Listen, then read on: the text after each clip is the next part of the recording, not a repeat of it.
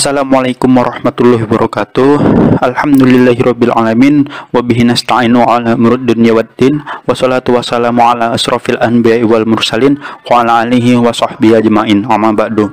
Baiklah, kami dari kelompok akan mempresentasikan pengaruh intoleran, radikalisme, terorisme, dan efektivitas terapi kejiwaan, keislaman, dan sufistik tradisional.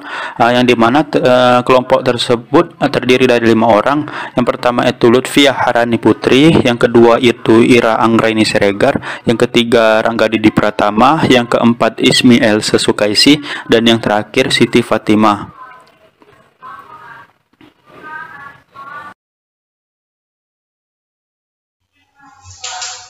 A. Nilai budaya dan praktik sosial. Nilai budaya dan praktik sosial berperan dalam menghasilkan kecenderungan toleran atau intoleransi dan radikal. Praktik toleransi dan intoleransi dan radikalisme terkait dengan nilai dan praktik sosial yang ada di masyarakat. Apa yang diyakini oleh individu-individu di masyarakat dapat dipahami sebagai representasi sosial, sebagai ide dan keyakinan yang ada di masyarakat, yang diinternalisasi oleh individu. Sistem nilai, ide, dan praktik itu memiliki 2 fungsi.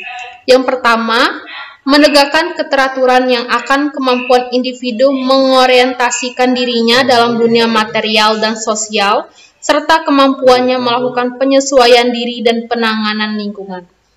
Yang kedua, memungkinkan komunikasi mengenai beragam aspek dunia, individu dan kelompok berlangsung di antara anggota komunitas dengan menyediakan bagi peserta komunikasi kode untuk pertukaran sosial, penamaan, dan klasifikasi secara jelas. B. Kondisi perekonomian. Kondisi perekonomian berperan dalam menghasilkan kecenderungan toleran atau intoleransi dan radikal. Kondisi perekonomian yang meluaskan warga mengambil peranan dan memperoleh sumber daya memadai atau relatif merata, disertai ketimpangan ekonomi relatif rendah, mencegah timbulnya kecenderungan intoleransi dan radikalisme. C. Keragaman sumber norma.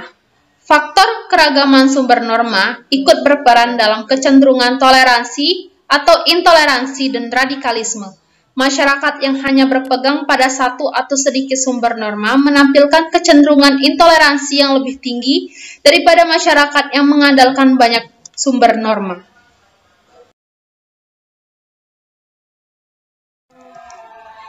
D. Pengaruh tokoh signifikasi.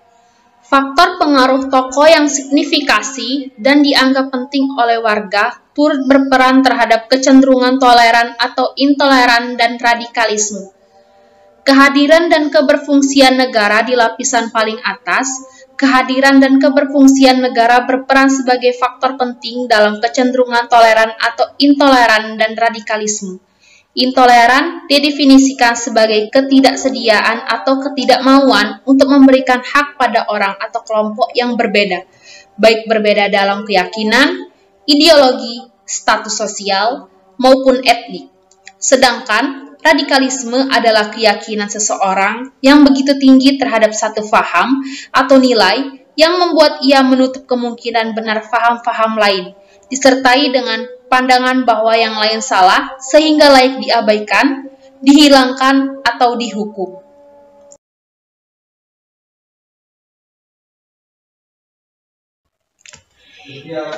Gejala toleransi atau intoleransi dan radikalisme memiliki lebih dari satu sebab atau multikasual. Seperti gejala sosial pada umumnya, tidak ada penyebab tunggal dari toleransi atau intoleransi. Selain itu, bukan hanya keberadaan faktor tertentu saja yang memunculkan gejala toleransi atau intoleransi, melainkan juga bagaimana hubungan antara faktor. Keberadaan semua faktor tersebut saja belum tentu memunculkan intoleransi atau radikalisme. Tanpa adanya hubungan yang signifikasi antara faktor, gejala toleransi atau intoleransi tidak muncul. Berdasarkan model yang dihasilkan studi ini, ada faktor yang dapat dikenali sebagai faktor yang mendahului yang lain. Ada perbedaan keyakinan, etnik, status sosial, ekonomi, dan sebagainya menjadi gejala awal yang berpotensi menghasilkan gejala toleransi atau intoleransi dan radikalisme. Nilai, budaya, dan praktik sosial yang sejalan dengan toleransi kuat, maka intoleransi dan radikalisme juga dapat dihambat.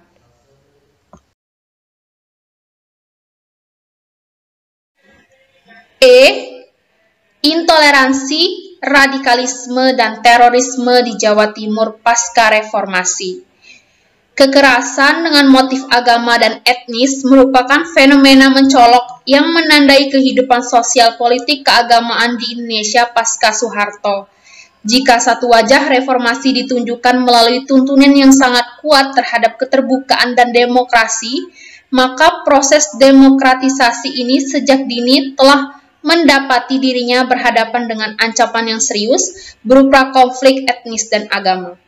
Bisa dikatakan, pada saat yang masih sangat dini pasca reformasi, kekuatan demokratik telah menemukan dirinya bukanlah kekuatan dominan dalam peta politik Indonesia baru.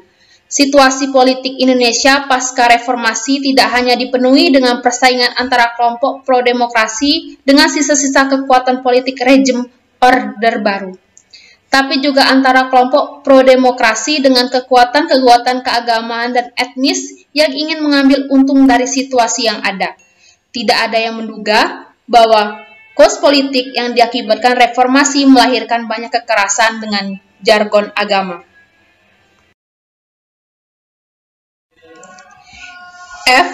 Indikasi masalah atau gangguan kejiwaan. Sebagaimana diketahui bahwa keberadaan jiwa seseorang akan dapat diketahui melalui sikap, perilaku, atau penampilannya. Sehingga dengan fenomena itu, seseorang dapat dinilai atau ditafsirkan bahkan kondisi kejiwaannya atau rohaninya dalam keadaan baik, sehat, dan benar atau tidak.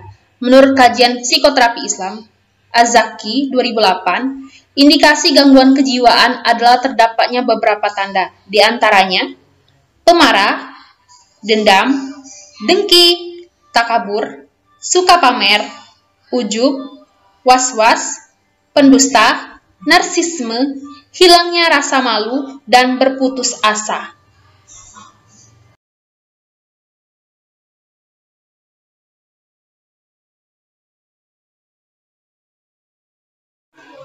G. Bentuk metode psikoterapi Islam. Metode-metode yang dapat dipakai dalam psikoterapi Islam yaitu: pertama, metode ilmiah.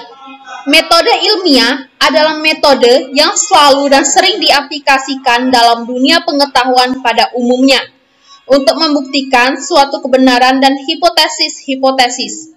Dibutuhkan penelitian secara empiris di lapangan dan untuk mencapai kesempurnaan, paling tidak mendekati kesempurnaan untuk penelitian hipotesis. Yang kedua yaitu metode keyakinan. Metode keyakinan adalah metode berdasarkan suatu keyakinan yang kuat yang dimiliki oleh seorang peneliti. Yang ketiga, metode otoritas adalah suatu metode dengan menggunakan otoritas yang dimiliki oleh seorang peneliti atau psikoterapis, yaitu berdasarkan keahlian, kewibawaan, dan pengaruh positif. Yang keempat, yaitu metode intuis atau ilham, adalah metode berdasarkan ilham yang bersifat wahyu yang datangnya dari Allah Subhanahu wa Ta'ala.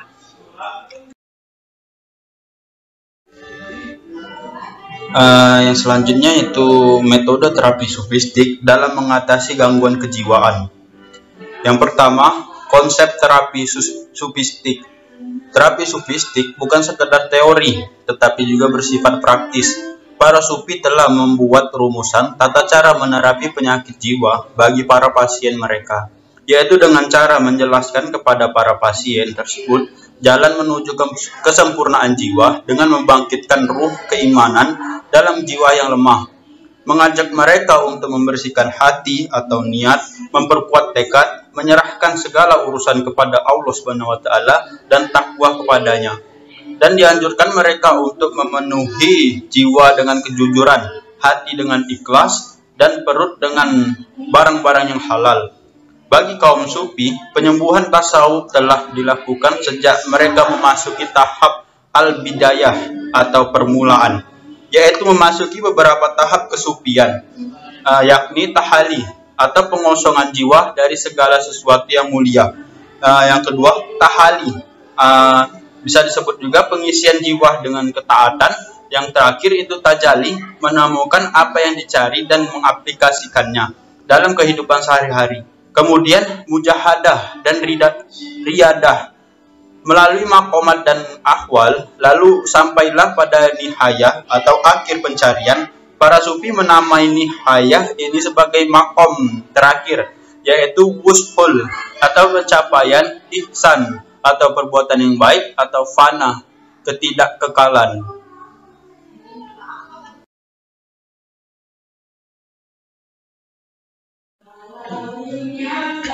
Yang kedua itu metode terapi sufistik. Di metode ini terbagi beberapa metode. Yang pertama itu terapi Al-Quran. Al-Quran sebagai sarana pengobatan sudah termasuk di kalangan orang Islam. Di antara nama-nama lain dari surah Al-Fatihah adalah Al-Shifa dan Al-Ruqyah. Kalimat Allah, yaitu ayat-ayat Al-Quran, mengandung tenaga tak terhingga. Tenaga nuklir pun belum apa-apa dibandingkan dengan tenaga ilahi ini.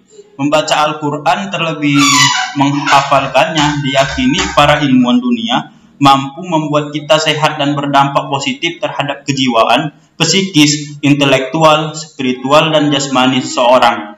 Membaca Al-Quran juga dapat membuat kita makin sehat, sebagaimana vitamin yang baik bagi tubuh. Hal ini sesuai dengan salah satu manfaat Al-Quran yang berfungsi sebagai syifa, yang berarti penyembuhan atau obat. Ayat-ayat Al-Quran mengandung aplikasi terapi sufistik untuk orang-orang yang ummi, buta huruf, tidak dapat menulis dan tidak dapat membaca, atau orang-orang yang picik dari wawasan keislaman, dan orang-orang yang telah terjebak dalam ruang lingkup fanatisme sekitaran. Yang selanjutnya itu zikir. Zikir dalam arti sempit memiliki makna menyebut asma-asma Allah yang agung dalam berbagai kesempatan. Sedang dalam arti luas, zikir mencakup pengertian mengingat segala keagungan dan kasih sayang Allah Subhanahu wa taala yang telah diberikan kepada kita sambil mentaati segala perintahnya dan menjauhi larangan-larangannya. Zikir dapat mengembalikan kesadaran seseorang yang hilang, sebab aktivitas zikir mendorong seseorang untuk mengingat, menyebut, dan mereduksi kembali hal-hal yang tersembunyi dalam hatinya. Zikir juga mampu mengingatkan seseorang bahwa yang membuat dan menyembuhkan penyakit hanyalah Allah Subhanahu wa taala semata, sehingga zikir mampu memberikan sugesti penyembuhannya. Yang selanjutnya itu zakat. Zakat berasal dari bahasa Arab, yaitu zaka'an, zukuan, zakiyah, zakat, yang berarti suci. Memberikan harta yang bertujuan untuk mensucikannya, sesuatu yang meliputi segala kebaikan atau menambah kebaikan-kebaikan dan karunia, yaitu suci dari dosa. Menurut terminologi, zakat berarti sejumlah harta yang wajib dikeluarkan dan diberikan kepada orang yang berhak menerimanya, dan bila mencapai nisab tertentu dan dengan syarat-syarat tertentu juga. Zakat merupakan metodologi membersihkan diri dengan cara mengeluarkan dan memberikan harta kepada orang yang berhak menerimanya. Melalui metode zakat ini, kita dapat melakukan perawatan rohani Islam yang kita lakukan dengan menyadarkannya pada kemutlakan Tuhan dan upaya maksimal manusia dengan menggunakan metode-metode yang membantu dalam sisi terapi spiritualitas dan psikis manusia. Zakat bisa membuat seseorang mencintai orang lain, terhindar dari sifat egois, kikir, dan lain sebagainya. Yang selanjutnya, yang terakhir itu sholat. Sholat yang kita ketahui yaitu membersihkan seorang muslim dari kotoran dan mikroba atau segala sesuatu yang dapat membuatnya sakit, baik yang nampak maupun tidak, sebagaimana orang yang mandi di sungai 5 kali sehari. Salat dapat menghapuskan dosa yang dikerjakan di antara waktu sholat tersebut dan waktu sholat berikutnya. Selama tidak mengerjakan dosa-dosa besar, sholat dapat menghilangkan ketegangan karena adanya perubahan pola gerak tubuh, Sebagaimana diketahui, gerak ini secara fisiologi akan menimbulkan nuansa rehat yang penting bagi tubuh. Di dalam sholat, manusia berdiri dengan khusyuk dan tunduk kepada Allah Subhanahu wa Ta'ala. Dengan tubuhnya yang kecil dan lemah, ia berdiri di hadapan Tuhan yang Maha Esa. Berdirinya manusia di hadapan Allah dengan khusyuk dan tunduk akan membekalinya dengan suatu tenaga rohani yang timbul dalam diri, perasaan yang tenang, jiwa yang damai, dan kalbu yang tentram. Sebab dalam sholat yang dilakukan dengan semestinya, manusia mengarahkan seluruh jiwa dan raganya kepada Allah, berpaling dari semua kesibukan problem dunia, dan tidak memikirkan sesuatu kecuali Allah dan ayat-ayat Al-Quran yang dibacanya.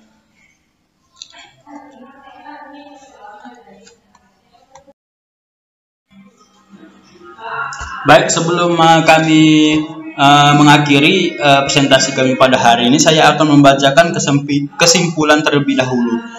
Nilai budaya dan praktik sosial berperan sebagai moderator dalam hubungan antara kepentingan ekonomi dan toleransi atau intoleransi, serta hubungan antara perbedaan dan toleransi atau intoleransi. Radikalisme merupakan hasil pengaruh dari intoleransi. Semakin intoleran seseorang, semakin besar kemungkinannya untuk menjadi radikal. Gejala toleransi atau intoleransi dalam radikalisme memiliki lebih dari satu sebab. Seperti gejala sosial pada umumnya, tidak ada penyebab tunggal dari toleransi atau intoleransi. Meskipun demikian, berdasarkan modal yang dihasilkan studi ini, ada faktor yang dapat dikenali sebagai faktor yang mendahului yang lain. Kepentingan ekonomi yang berperan menghubungkan perbedaan dengan intoleransi, yang jika makin menguat nanti dapat menghasilkan pula radikalisme. Ajaran Islam mengenal dua bentuk psikoterapi. Pertama adalah psikoterapi ukhrawi, yaitu petunjuk atau hidayah dan anugerah dari Allah Subhanahu wa Ta'ala, yang berisikan kerangka ideologis dan teologis dari segala psikoterapi. Sedangkan yang kedua adalah psikoterapi duniawi, merupakan hasil ijtihad daya upaya manusia berupa teknik-teknik pengobatan kejiwaan yang didasarkan atas kaidah-kaidah insania. Keduanya merupakan model terapi yang sama pentingnya. Oleh karena itu, psikoterapi Islam dapat didasarkan atas kerangka psikoteantroposentris, yaitu psikologi yang berdasarkan kemahakuasaan Tuhan atau Esa dan upaya manusia. Baik, terima kasih. Sampai situ saja presentasi kami pada hari ini. Bila ada kekurangan kami mohon maaf, pada Allah kami mohon ampun. Billahi taufiq wal hidayah. Wassalamualaikum warahmatullahi wabarakatuh.